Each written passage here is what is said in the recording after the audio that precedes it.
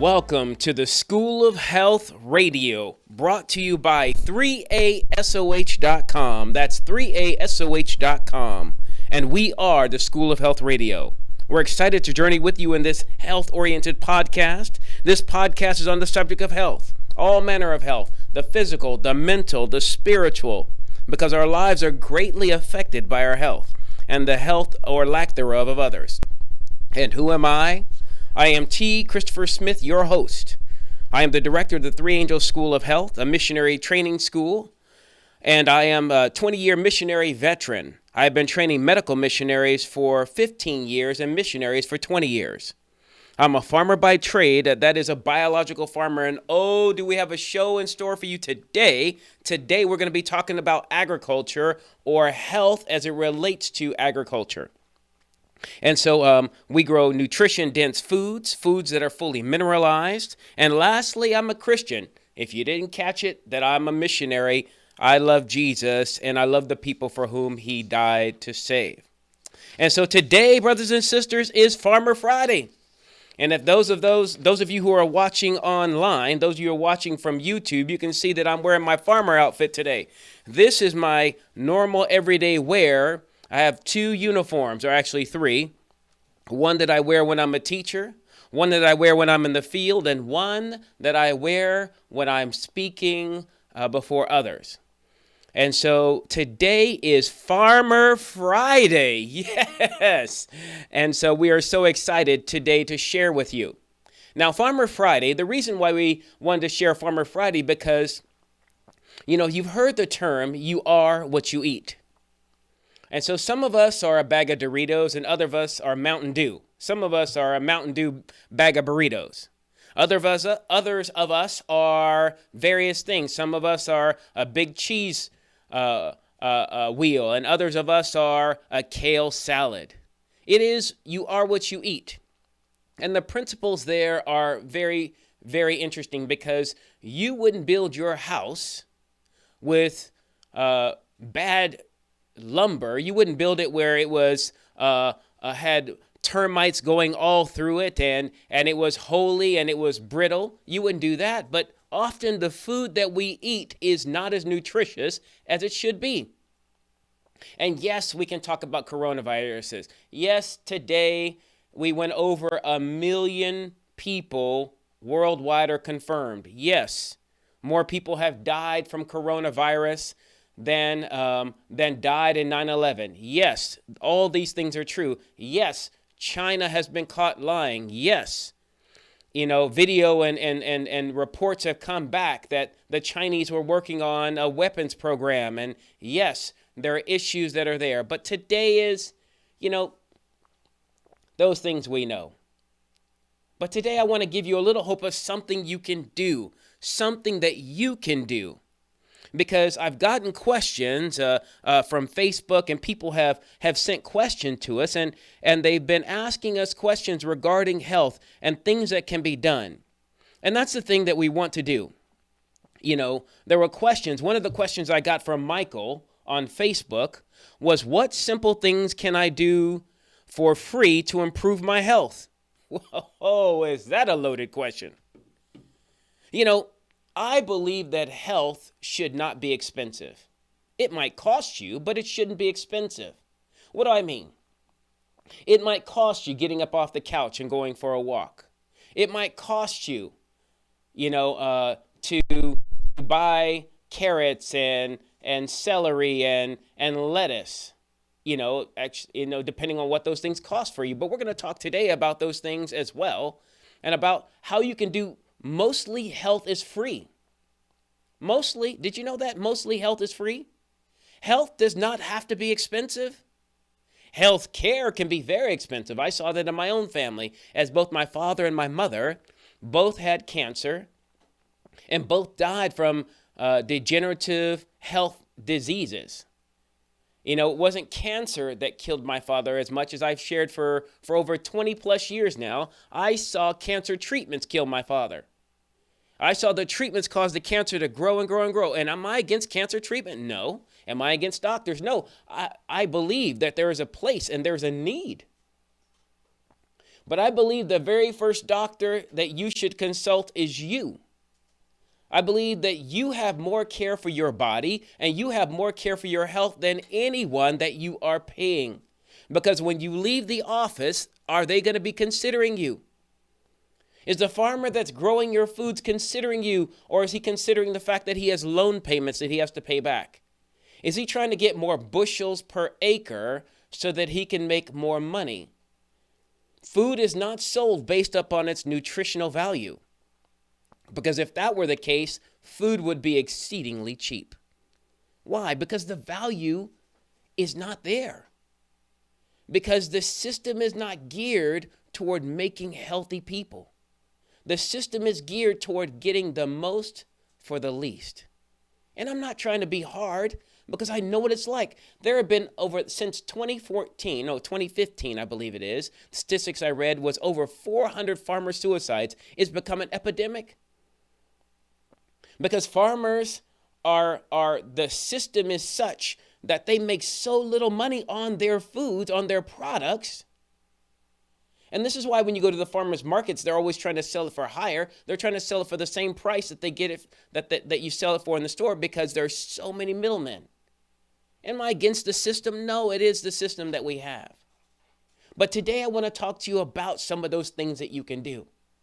Oh, I remember back when a few years ago, 8 years ago as it is, I was in Fiji doing some work as a missionary.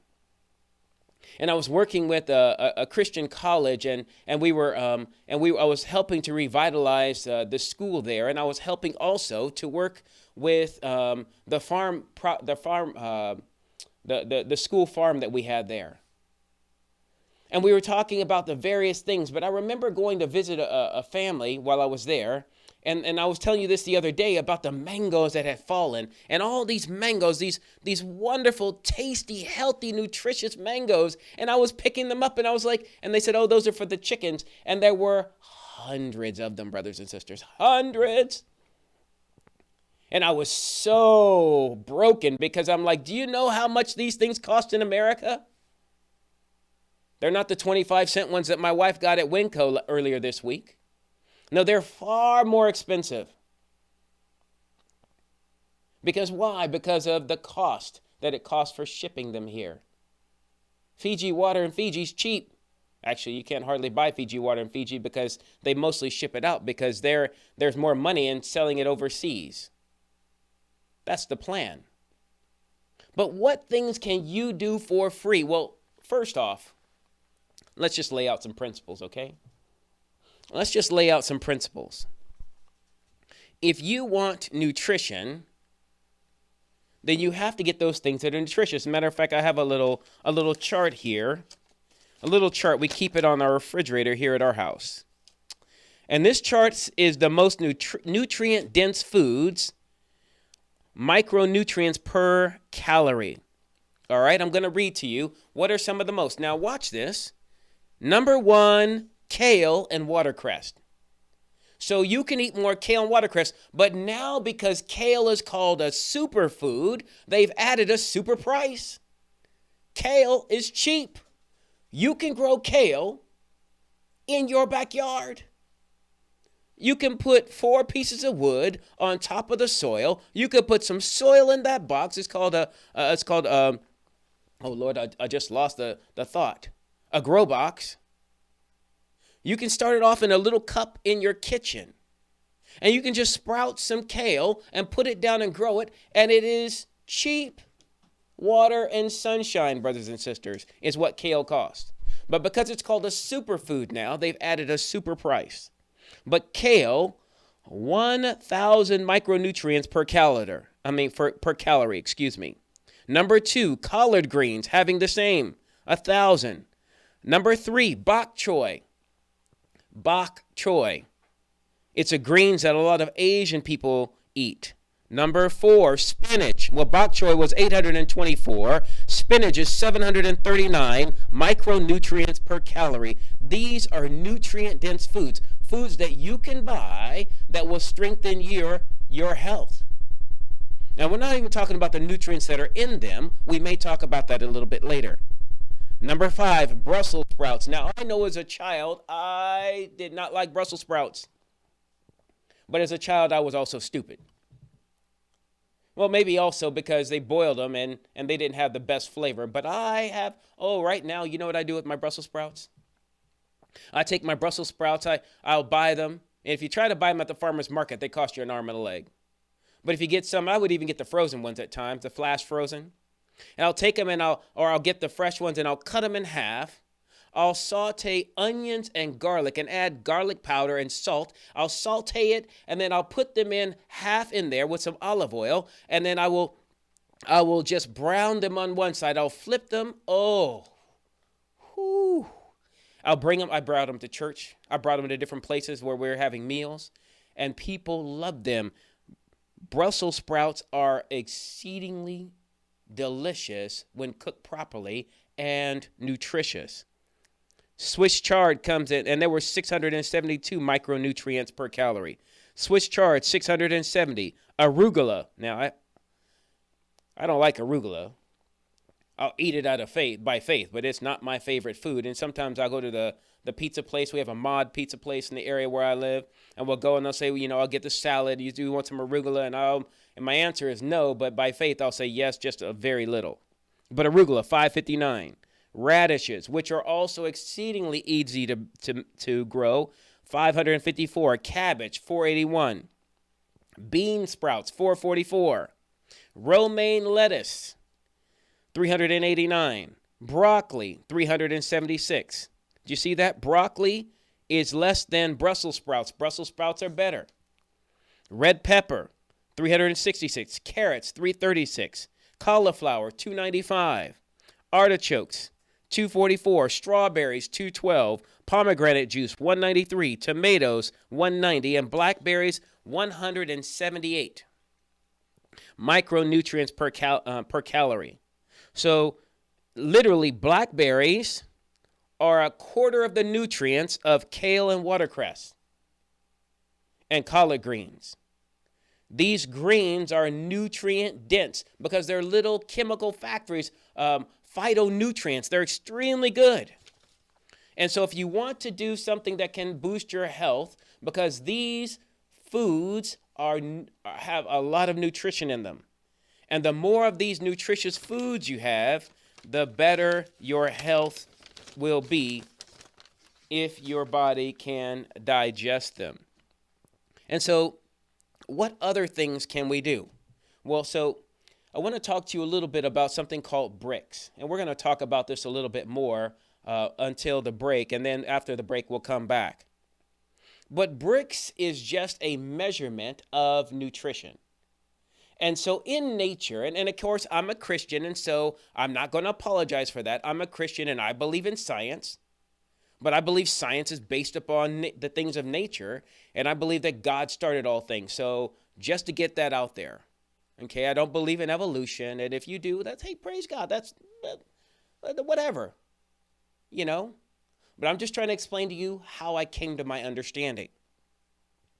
And so bricks is the relationship of nutrients to sweetness. So in nature, the way I believe God designed things, nutrients are a 1-to-1 ratio with sweetness. So when you study sugar content, you're studying nutritional content. And so the sweeter things are, the more nutritious it should be. Now that's very simple, right? Except for when you take the sweetness out of a thing, and when you take it out and you put it by itself, the sugar then becomes a poison to the system. And we'll talk more about that at a later date. Because sugar is supposed to represent nature. That's why you'll notice cows. And we were, like I mentioned earlier this week, there were some, we went for a walk and we saw some horses. And so I pulled the grass, some grass that was farther away from where they could reach, and I gave it to the horse, and the horse enjoyed it.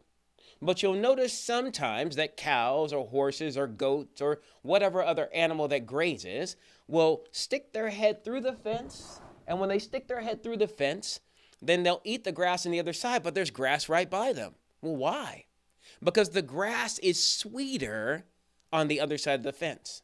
That means they can taste that it has more nutrition. You've done this before.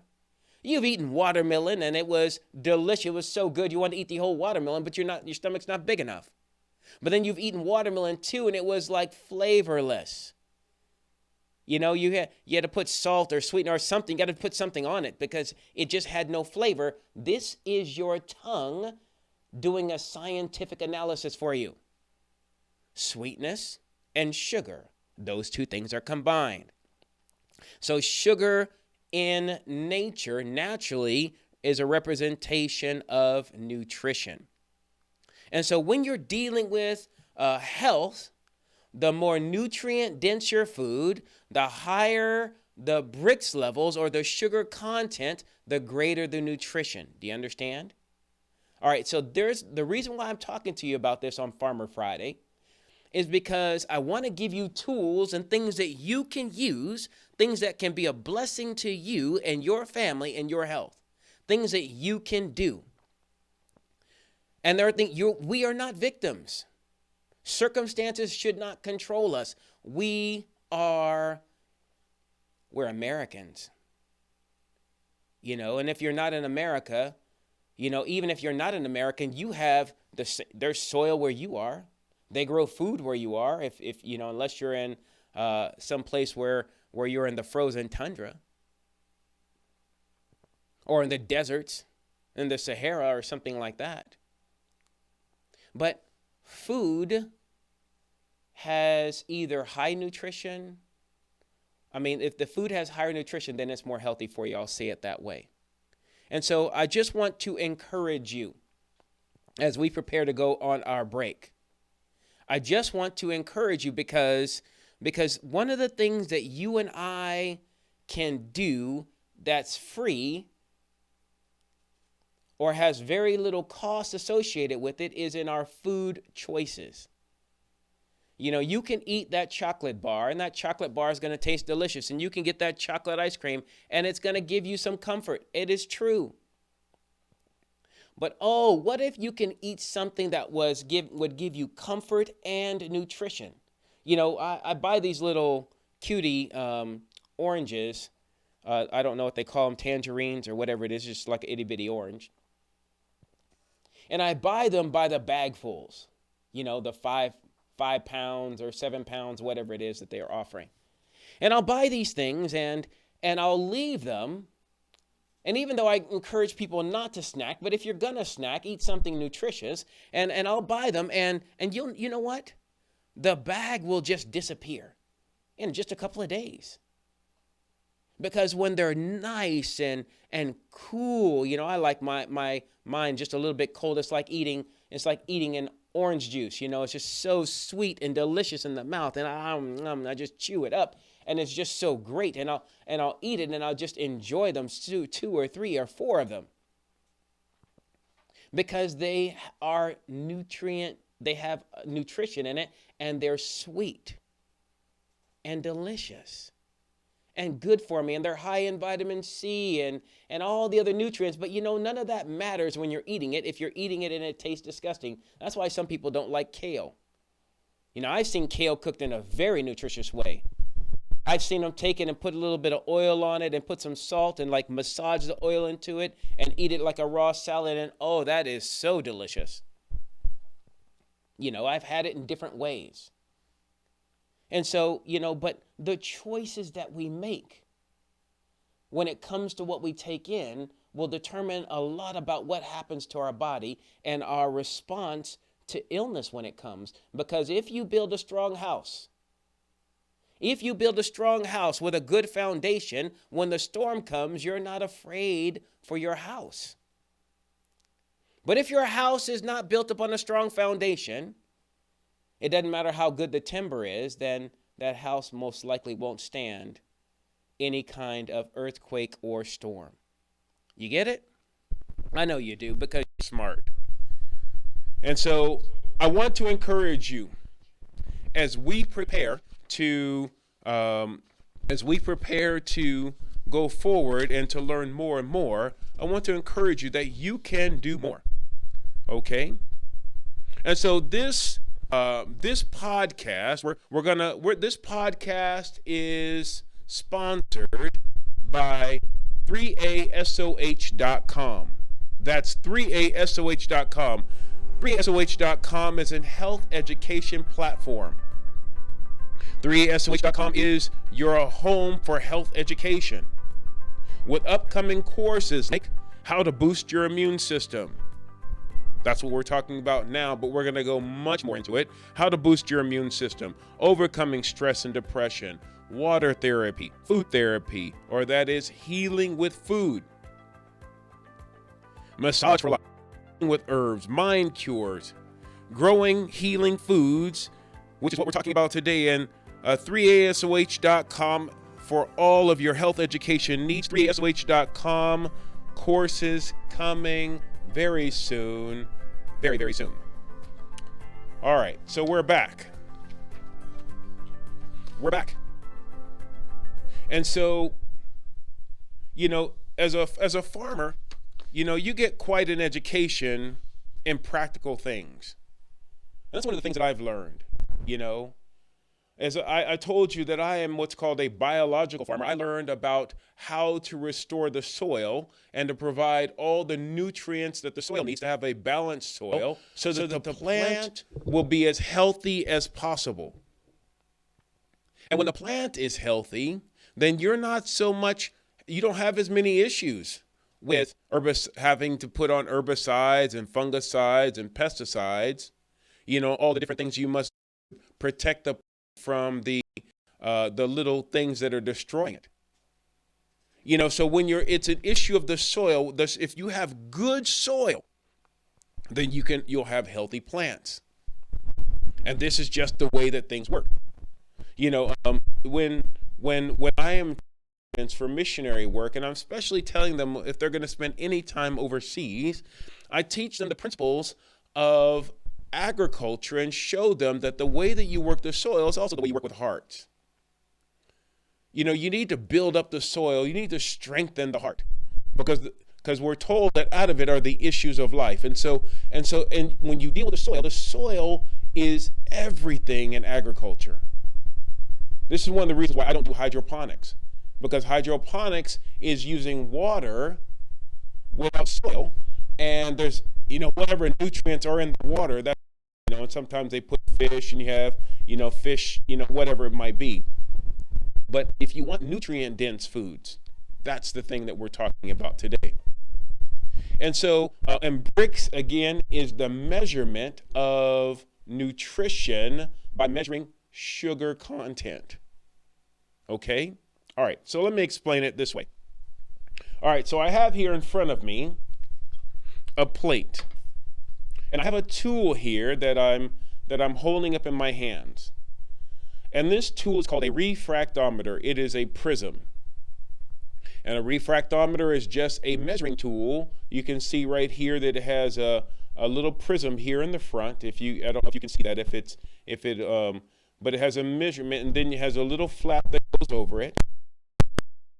An eyepiece here that you can look through, and you would place it so that you can look at it through the lens, and when you put the juice from the fruit on it, then you'll be able to measure it.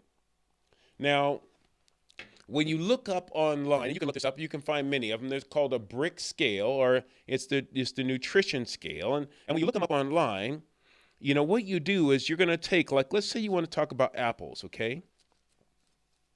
Okay, and so here you see I just cut the apple, right? Okay, and you take the refractometer, and you're going to squeeze some of the apple's juice, the unconcentrated juice. You're going to squeeze it right there on top of the refractometer right there. And so you get a good bit of juice on there, okay? And then you're going to close the lid on this refractometer. And then when you close the lid, you take it and you put it to the light, and you look at it, and it'll give you a number. This one here is reading just slightly above 12. Okay? Slightly above 12. When you go online and you look up online the BRICS reading for an apple, for apples, poor is a number 6, 10 is average, 14 is good, and 18 is excellent. And this being a 12 tells you that it's between average and good. So it's middle of the road. You understand? And so this apple it's fairly good. It depends on how much the apple costs. Now listen. So here's the thing. If this apple is expensive, you don't want to pay for poor nutrition. But often that's what we are paying for. We're paying for poor nutrition because nobody measures nutrition. When you go to Costco, you don't want to, they're not going to let you measure nutrition. Now, I've taken my students many times, and I'll go to a different grocery store, not normally Costco or some place like that. But wherever I go, we always pay. We go to the manager. We go to the produce manager, both manager and store manager, and say, listen, we want to test the nutrition, and anything that we touch, anything that we measure, we're going to pay for it. So anything, even if it's bad, we're going to pay for it. And I do it as an educational tool. And so we'll go in and we'll get both the organic and the non-organic, the conventionally grown, and we'll test them right there. Do you know that in all of my years of training, not one time ever have I ever found that organic food had a higher Brix level than conventionally grown? Not once. But most of the time, the organic food is 4 times the price. At least, if not double to 4 times the price. And I was like, wait a second, are they trying to scam us? Because they're trying to portray it as if it's healthier. But you're saying, but it doesn't have the herbicides, it doesn't have the fungicides, it doesn't have these things. Yes, that may be true, but as your body, our bodies have a way of dealing with toxins and poisons, but you can't get more information from less information. You can't get more power from less power. Do you understand? You can't get more nutrition from something that doesn't have nutrition. In my understanding, and this is just me, we can disagree. We can agree to disagree on this. I'd rather get something with more nutrition and wash it if I can, or deal with it if I can, than to get something with less nutrition, even if it was grown with herbicides. Now, I'm a biological farmer. I don't believe in spraying. If I can, I teach people to avoid that. But at the same time, I want to build with the best lumber or the best tools that we have. You understand? Now, that's just my experience. Your experience may be different.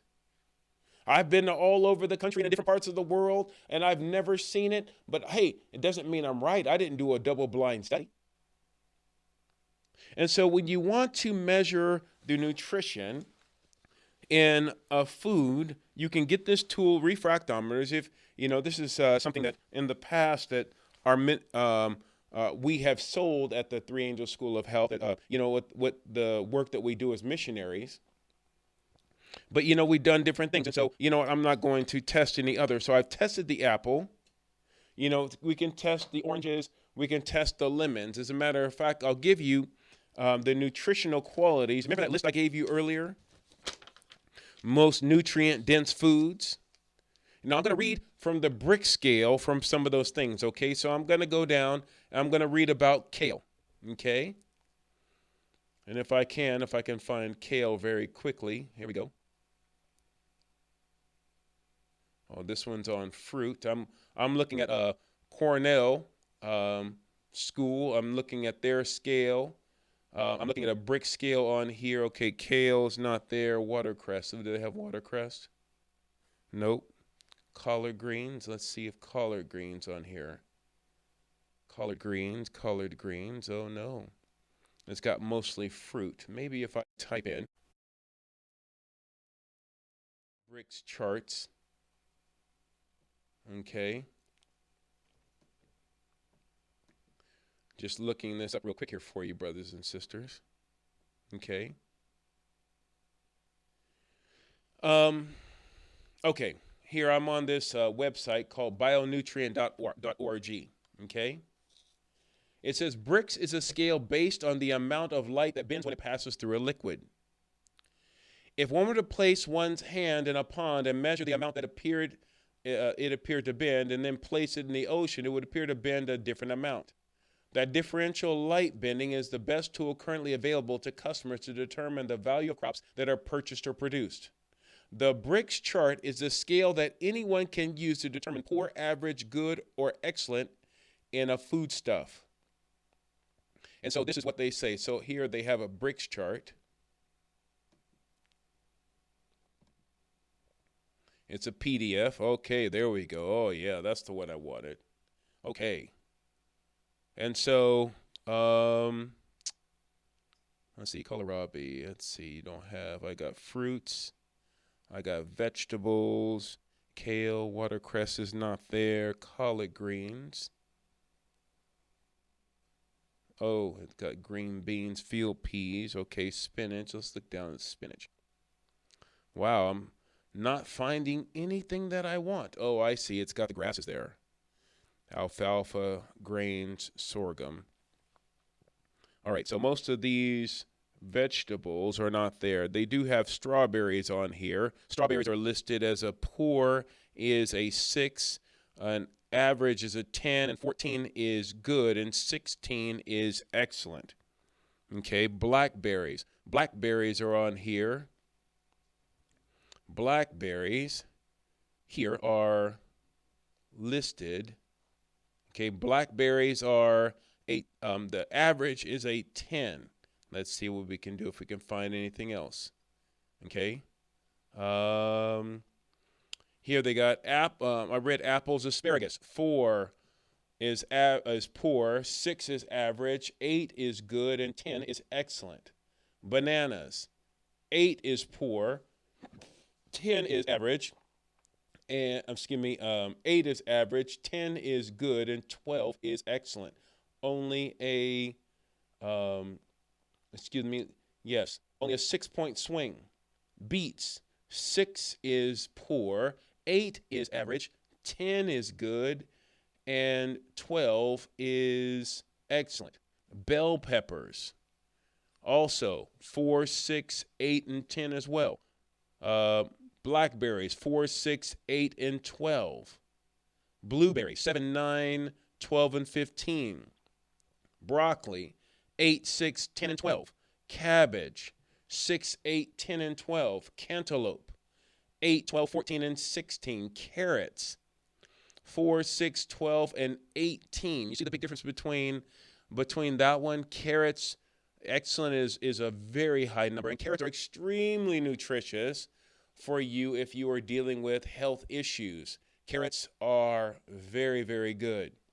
Cauliflower, 4, 6, 8, and 10. This is a Brix scale. Okay, and they have various things. Grapes, 8, 12, 16, and 20. 8 is poor, 12 is average, 16 is good, and 20 is excellent. As a matter of fact, I don't know if I have, pineapple, 12, 14, 20, and 22. 22 being excellent. Matter of fact, raisins, 60, 70, 75, and 80. Wow, raisins are the highest that I've seen on this list. Sweet corn, 6, 10, 18, and 24. 18 being good and 24 being excellent. These are things. Watermelon, 8, 12. 8 is poor, 12 is average, 14 is good, and 16 is excellent. And so, you can take these Brix readings and you can do these things for yourself. You can check for yourself. And so you can find all manner of things. You can take a Brix on peanuts, 4, 6, 8, and 10. 4 is poor, 10 is excellent. Potatoes, 3, 5, 7, and 8. 3 is poor, 5 is average, 7 is good, and 8 is excellent.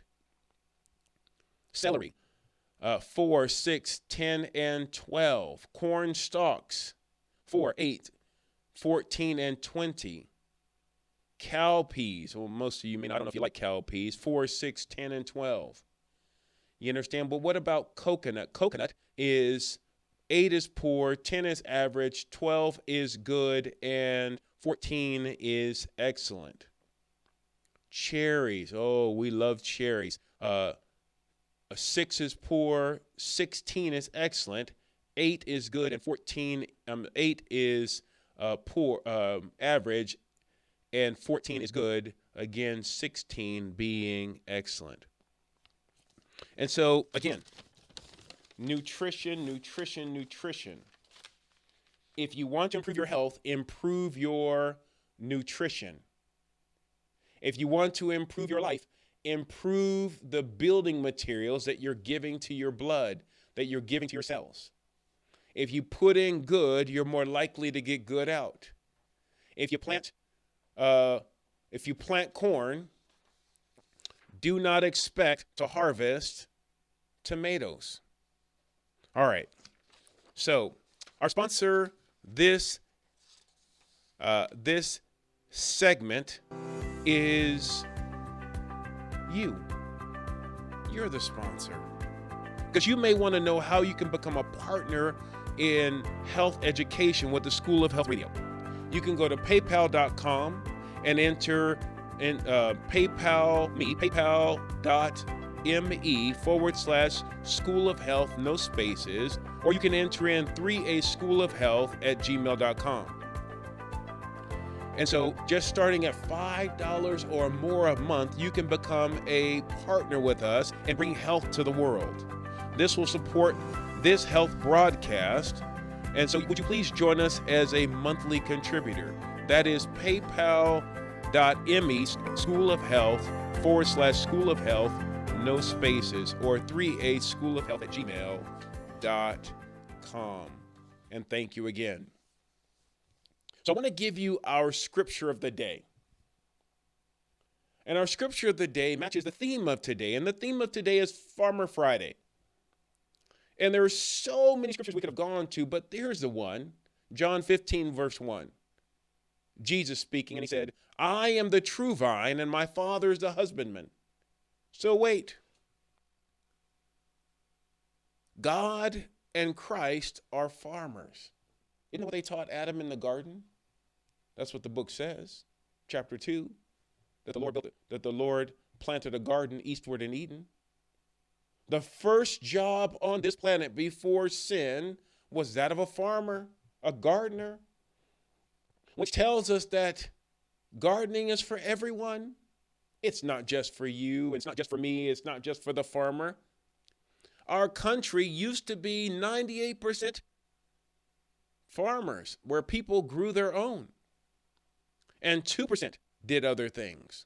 Now we are primarily 98% other and 2% farmers. And the pressure on farmers, as I mentioned earlier, farmer suicide is going through the roof. But you know why? Because there's so much pressure there. But you and I can be just like Adam was in the garden. Adam was a king. Because a king is someone who can control their own food sources. If you have a little place where you can grow your own food and you're not worried whether or not Costco or Sam's Club or Walmart or Safeway or whatever grocery store Publix or whatever grocery store chain you go to, Albertsons, Lucky, it doesn't matter. The more control you have over your food, the greater will be your health outcome. The more control.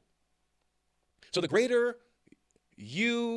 more you put into it, the more you're going to get out of it. And do you know one of the things I teach? I teach this principle here when I'm dealing with small children that have issues when it comes to food. They're like, I don't like that. I don't want to eat that. I don't like it. It tastes sour. I said, you know what you do? You take that child and you take him out in the garden, or you get a little cup and you take those things, and the very thing he doesn't like. They don't like tomatoes. They don't like garlic. They don't like onions, whatever it is, and you have them grow the thing that they don't like. They don't like potatoes, whatever it is, you have them grow it. Now, you can't grow liver and onions. You can grow the onions, but not the liver. Well, anyway, from the soil.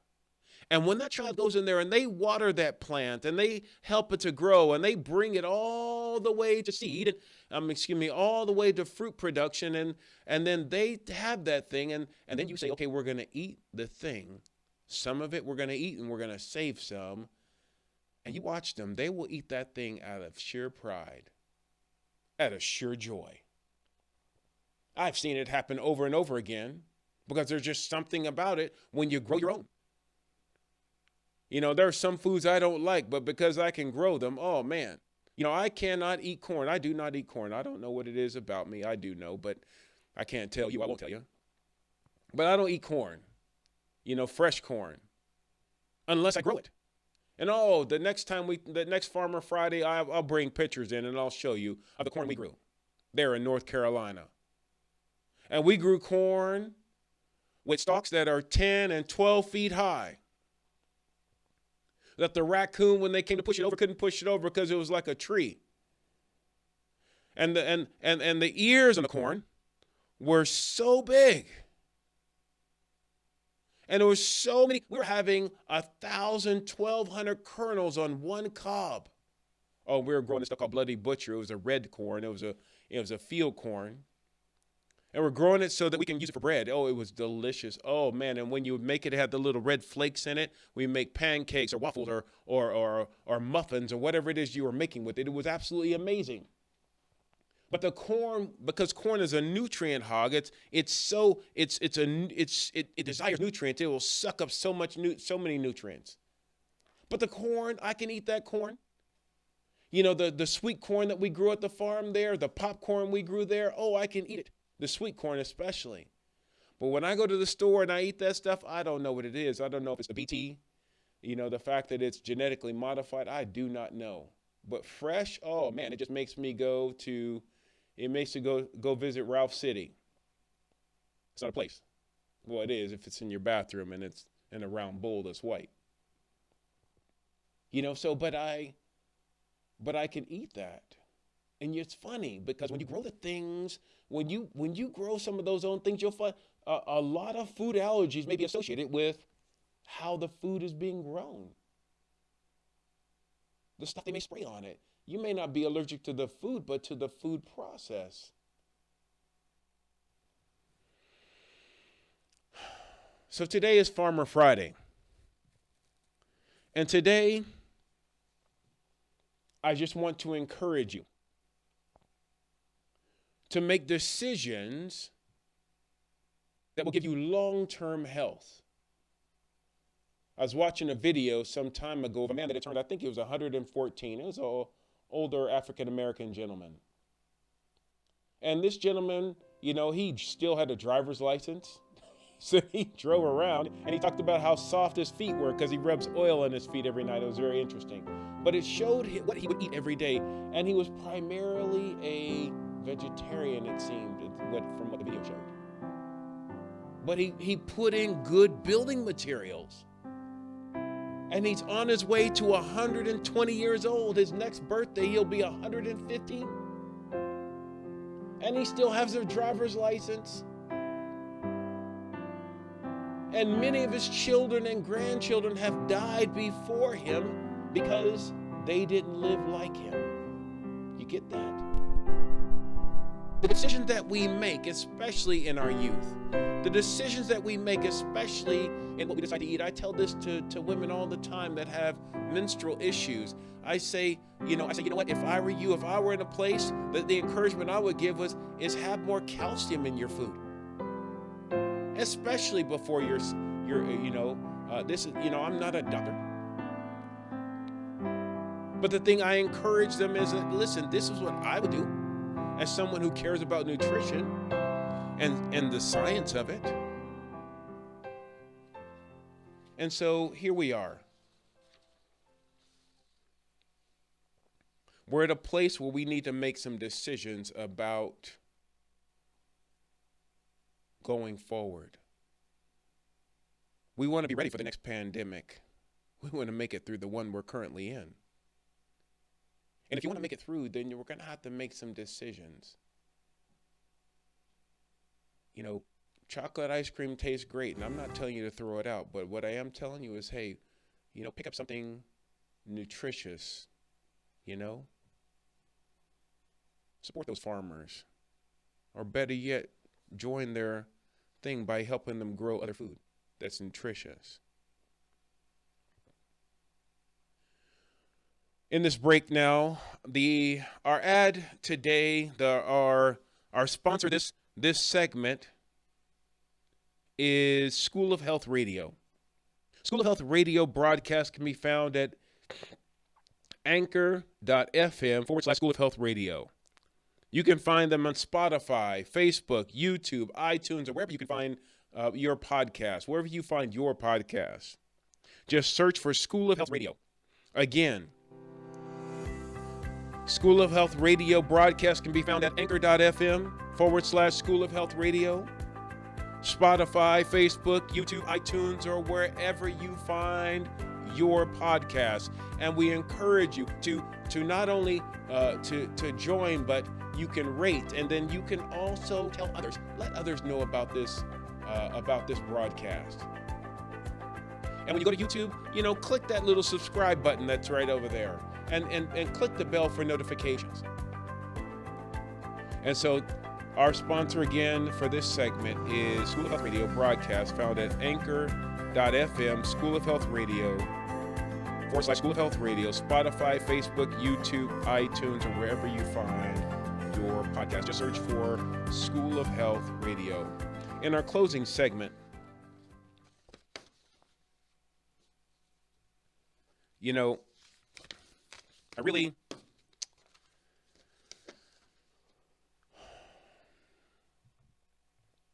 I want to be your cheerleader.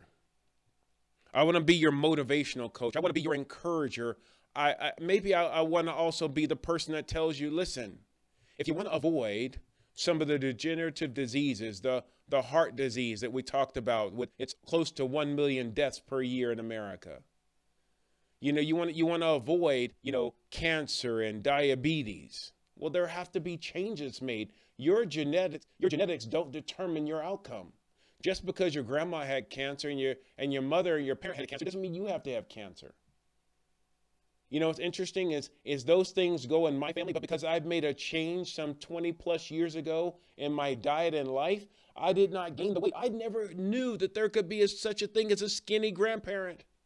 When I was a child, I never knew that you had skinny grandparents. I thought all grandparents are 400 pounds. I didn't know how big, but big grandmas, that's what it was. And I remember when I first met my first skinny grandma, I didn't believe they were real. Are you really a grandparent? How'd you get to be so skinny? I just thought that when you got older, you got big because that's just what my family was like. But it's not true. But just because you're skinny doesn't mean you're healthy. Healthy people get sick and die too. Skinny people get sick and die too. But it's the choices that we're making. If I live like people who get cancer, then guess what? I'm more likely to get cancer. If I live like people who have type 2 diabetes, then guess what? I'm more likely to get type 2 diabetes. It doesn't mean that you're going to avoid it if you eat properly and drink, and that's not what I'm saying. I'm just talking about the greater likelihood of things.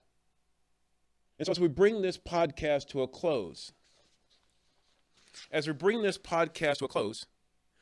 been said, let us have health by choice and not by chance. You and I can be healthy, we can be wise, and we can be encouraged. Because how encouraging would you be, or how encouraged are you when you feel better? People spend the first 40 years of their life trying to get money, get wealth, and then they spend the last 40 years spending that wealth to try to get their health back because they didn't realize the exchange they were making wasn't worth it. Health is far greater than money. Because you can have money and be in a nursing home. You can have money and have degenerative diseases where your mind is not there anymore. I'd rather have health, mental and physical and spiritual health. But you can be healthy, you can be wise, you can be encouraged, because this is the School of Health Radio, brought to you by 3asoh.com. And we want to thank our producer today, Danny Ventura, and also all of you for joining us. And know this, as you choose to do better, even if you don't, we're going to be here for you. And when you're praying, remember us, and we'll remember you. God bless. Have a good day.